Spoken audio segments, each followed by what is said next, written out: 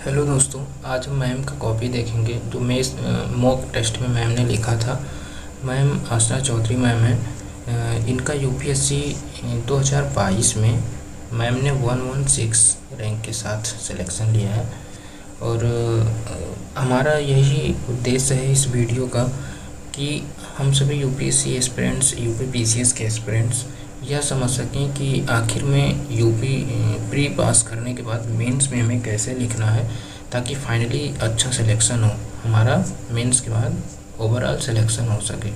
ठीक है, तो ये देखिए, ये मैम का कॉपी है। मैम का नाम हसना चौधरी है। मैम ने इंग्लिश मीडियम से कॉपी लिखा था। मैम का रजिस्ट्रेशन नंबर था। विजन आईएएस की ये कॉपी है और मैम ने 116 रैंक हासिल की है। ओबियसली एक बहुत अच्छा रैंक है अंडर 2000s। और काफ़ी मेहनत मैम ने, काफ़ी अच्छी राइटिंग में मैम ने मेंस आंसर राइटिंग की है। तो चलिए देखते हैं, और इससे बहुत कुछ सीखने को मिलेगा। यदि आपको अच्छा लगे तो आप प्लीज़ चैनल को सपोर्ट करिए। देखिए, पहला क्वेश्चन है कि क्वेश्चन क्या कह रहा है कि क्वेश्चन है कि parliamentary oversights of administration is not an end in itself, rather it act as a means to strengthen efficient function of administration. Discuss कि प्रशासन की जो संसदीय निगरानी अपने आप में एक अंत नहीं है, बल्कि यह प्रशासन के कुशल कामकाज को मजबूत करने के एक साधन के रूप में कार्य करता विवेचना करें। तो क्वेश्चन है जनरली मैम ने, देखिए हम लोग माइनर चीज़ को भी नोट करेंगे और यह समझने का प्रयास करेंगे कि क्या चीज़ें वहाँ पे हमें करनी है मेंस आंसर राइटिंग के लिए क्या क्या इम्पोर्टेंट है। तो मैम ने सबसे पहले देखिए जो कीवर्ड्स है उसको अंडरलाइन करके मैम ने क्वेश्चन के पूछने के उद्देश्य को पहले समझा कि मैम ने क्या पूछना चाह रहा है। देखिए, डिस्कस जो कीवर्ड है, ठीक है, 150 वर्ड 10 नंबर के क्वेश्चन है। तो मैम ने स्टार्ट किया, देखिए कि India follow a parliamentary form of governments. ठीक है, पार्लियामेंट्री फॉर्म ऑफ गवर्नमेंट्स को भारत ने अपनाया है, जहाँ पर वेयर कि executives are responsible to the legislatures, कि जहाँ जो कार्यपालिका व विधायिका के समक्ष या लोकसभा के समक्ष जो है रिस्पॉन्सिबल होती है, कलेक्टिवली सामूहिक रूप से उत्तरदायित्व होता है। ठीक है, तो आप इसको देखते चलिए कि किस प्रकार मैम ने क्वेश्चन की स्ट्रक्चरिंग की है। और देन उसके बाद जो कीवर्ड्स, जो डिमांड ऑफ द क्वेश्चन था, उसको मैम ने देखिए ये एक बॉक्स में कर दिया। ठीक है, ताकि एग्जामिनर का क्या होगा, एग्जामिनर का ध्यान जो डिमांड है उसी पर जाएगा। ठीक है, तो एग्जामिनर इस डिमांड को पढ़ेगा, वो भी मैम ने बॉक्स में रख दिया है। और देन उसके बाद मैम ने क्या किया कि उसी चीज़ को पॉइंट वाइज, ये देखिए पॉइंट नंबर 1, ठीक है, पॉइंट नंबर 2, पॉइंट नंबर 1 में देखिए ये बातें अपनी बताई। और देन उसके बाद पॉइंट नंबर 3 देखिए effective and efficient service delivery through democratisations. ठीक है, और देन पॉइंट नंबर 4, ठीक है, और देन कंक्लूजन एक छोटा सा। तो इस प्रकार मैंने इस आंसर को लिखा है। ऑब्वियसली एक बहुत ही अच्छे मैनर में लिखा गया आंसर है। आप सभी और हम सभी एस्पिरेंट्स हैं जो इस आंसर राइटिंग की कॉपी से सीखेंगे, और इसी प्रकार हम अपनी आंसर राइटिंग करने की कोशिश करेंगे। जो स्टार्टिंग फेज़ में है वो भी इस आंसर से सीखें। ठीक है, देन क्वेश्चन नंबर 2 देखेंगे। क्वेश्चन नंबर 2 क्या है कि क्वेश्चन नंबर 2 है कि the 10th schedule of the constitution has Weeknd the democratic credentials of Indian representatives democracy critical discuss करना कि संविधान की 10वीं अनुसूची ने भारत के प्रतिनिधि लोकतंत्र की लोकतांत्रिक शाख को कमज़ोर कर दिया है, समालोचनात्मक विवेचना करना है। तो इसकी भी स्टार्टिंग मैम ने बहुत ही जनरल 4 लाइन से स्टार्टिंग की है। देखिए, कोई मतलब दूसरे ग्रह से तो आया नहीं रहता है, सभी वही लक्ष्मीकांत पढ़ते हैं। बस इतने कम समय में किसी तरह से बहुत ही सटीक रूप से और क्वेश्चन के फुल मांग को देखते हुए आप यदि आंसर लिख ले रहे हैं 6 मिनट 7 मिनट में, तो यही अपने आप में बहुत ही बड़ी बात है। तो मैम ने लिखा कि जो 10वीं अनुसूची है वह ठीक है, 1986 में 52वें संविधान संशोधन अधिनियम के माध्यम से लाया गया था। और किस लिए लाया गया था कि ये जो डिफेक्शंस है उसके इशू को रिजॉल्व किया जा सके। ठीक है, और फिर मैम ने देखिए जो क्वेश्चन के डिमांड थे उसको मैम ने ये देखिए डिब्बे में कर दिया, और फिर उसके बाद उन्होंने पॉइंट वाइज उसकी जो डिमांड है उसको फुलफ़िल कर रही हैं। तो आप इसको पढ़ते चलिए। ठीक है, धीरे धीरे मैं स्क्रॉल कर रहा हूँ। पॉइंट 1 2 3, ठीक है।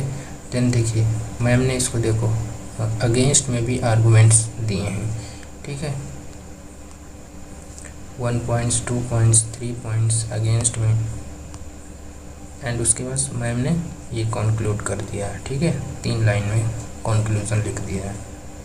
That's all. बहुत ही अच्छे वे में मैम ने आंसर राइटिंग लिखा है ये वाला। और ऐसे ये कि ये वाली क्वेश्चन है, इसको मैं पढ़ के सुना देता हूँ। भारतीय संविधान के आर्टिकल्स 246 को केंद्र राज्य के विधायी संबंधों की आधारशिला माना जाता है। विवेचना करना है 150 वर्ड 10 नंबर में। ठीक है, देखिए मैम ने आंसर की स्टार्टिंग ऐसे की है कि जो आर्टिकल 246 है, ठीक है, वह corresponds to the 7th schedule of the constitution which has in its government of India act 1935 से लिया गया। ठीक है, और फिर मैम ने जो कोर पॉइंट था, जो डिमांड था, उसको मैम ने ये डिब्बे में कर दिया कि सेंटर और स्टेट के जो विधायी संबंध। ठीक, और फिर पॉइंट नंबर 1 2 ठीक 3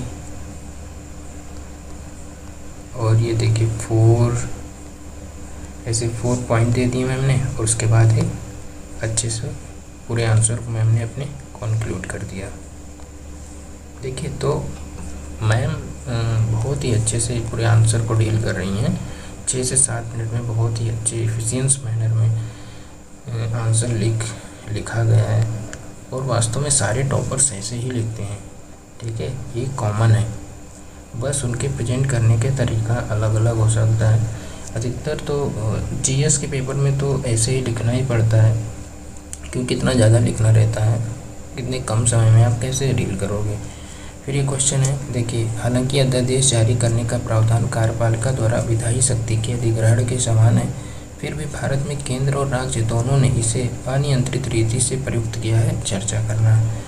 तो इससे संबंधित जो आर्टिकल्स हैं, हालांकि पॉलिटी में सभी लोग आर्टिकल से ही स्टार्ट करते हैं, एक अच्छा फैक्ट माना जाता है। तो articles 123 and 213 of the constitutions में ये जो अध्यादेश जारी करने से संबंधित प्रावधान है, जो राष्ट्रपति के द्वारा लाया जाता है।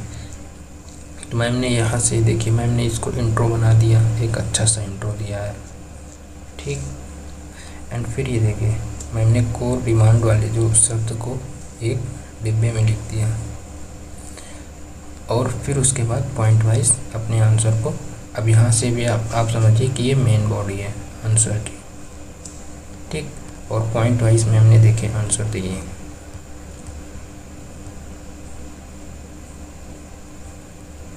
देख रहे हैं जो डिमांड था मैम ने, और यहाँ भी देखिए जो एक demand of the major demand वाले जो शब्द थे मैम ने ये डिब्बे में कर दिए। फिर उससे संबंधित पॉइंट, ठीक है, ये पॉइंट देख रहे हैं। फिर मैम ने यहाँ से कंक्लूजन कर दिया। ठीक है, तो ये एक चीज़ तो एकदम ट्रेंड है, और एक स्ट्रक्चर्स पता चल रहा है कि सबसे पहले इंट्रो लिखना है। ठीक है, फिर क्वेश्चंस के जो डिमांड है उसको एक लाइन में लिखकर डिब्बे में बनाना है, और फिर पॉइंट वाइज मेन बॉडी लिख के, और आपको कंक्लूजन लिखना ही लिखना है। बिना कंक्लूजन के जीएस के आंसर को आप फुल नहीं माने जा सकते। अपवाद यदि समय नहीं है तो ना लिखें। और फिर उसके बाद हिस्ट्री का भी एक क्वेश्चन हम देख लेते हैं कि स्वतंत्रता के बाद केंद्र सरकार ने मंत्रालयों की संख्या में कई गुना वृद्धि। क्या आप इस विचार से सहमत हैं कि इस संदर्भ में कई मंत्रालयों को चरणबद्ध तरीके से समाप्त करने और अन्य को समामेलित करने की आवश्यकता है? तो इसके बारे में मैम ने स्टार्टिंग की है कि द रिसेंट मिनिस्ट्री ऑफ जल शक्ति, ठीक है, को जो है सेपरेट कर दिया गया। तो ऐसे ही है, मैम ने देखिए स्टार्टिंग की है, यहाँ से ये इंट्रो मैम का है, ठीक है। एंड फिर यहाँ से मैम ने इसको मेन बॉडी बनाया। आप इसको धीरे धीरे देखते चलिए।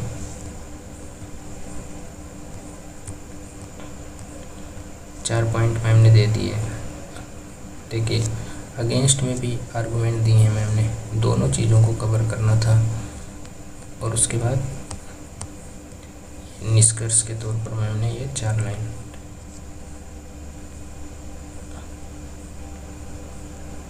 ठीक है। फिर ऐसे क्वेश्चन है कि भारत को डिजिटल रूप से सशक्त समाज और ज्ञान आधारित अर्थव्यवस्था में बदलने के अपने दृष्टिकोण को पूरा करने में डिजिटल इंडिया की सफलता का मूल्यांकन करना है। मैम ने देखिए ये मैम का इंट्रोडक्शन वाला पार्ट है। एंड फिर मैम ने हेडिंग डाला है कि सक्सेस ऑफ डिजिटल इंडिया की क्या सफलता रही है, उसको मैम ने पॉइंट वाइज बताया है। और फिर मैम ने बताया एरियाज ऑफ कंसर्न, मतलब चिंता के विषय या कौन से हैं, कहाँ भी काम करने की आवश्यकता है। देखिए बताया कि जो ट्रिब्यूनल्स एरिया अनुसूचित जनजाति के क्षेत्र हैं वहाँ पर अभी डिजिटलाइजेशन नहीं हुई हैं, ठीक है, वो पीछे हैं। ऐसे ही मैंने जो अभी सुधार करने हैं वो उसको भी डील की। और फिर ये लास्ट में कंक्लूजन बताया मैंने, ठीक है। तो इसी प्रकार मैम के सारे आंसर हैं, आप इसको देख सकते हैं धीरे धीरे। यहाँ निर्धनता से संबंधित मुद्दे थे। अब आप इसको धीरे धीरे से वीडियो को रोक कर आप पढ़ सकते हैं। अब ज़्यादा डिस्कशन करेंगे तो बहुत ही बड़ा वीडियो हो जाएगा। आप कृपया इसको ऐसे पुश कर दिया करें और पढ़कर समझ सकते हैं। हालांकि मैं पूरे कॉपी को आपको दिखा देता हूँ एक राउंड में धीरे धीरे। देखिए क्वेश्चन है और फिर मैम ने यहाँ से आंसर स्टार्ट हुआ है। तो आप इसको रोक रोक के पढ़िएगा, ठीक है, काफ़ी हेल्पफुल होने वाला है।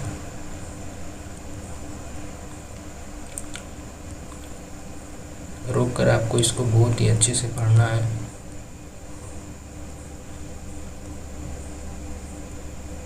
और आपको सारी बातें नोट करनी है।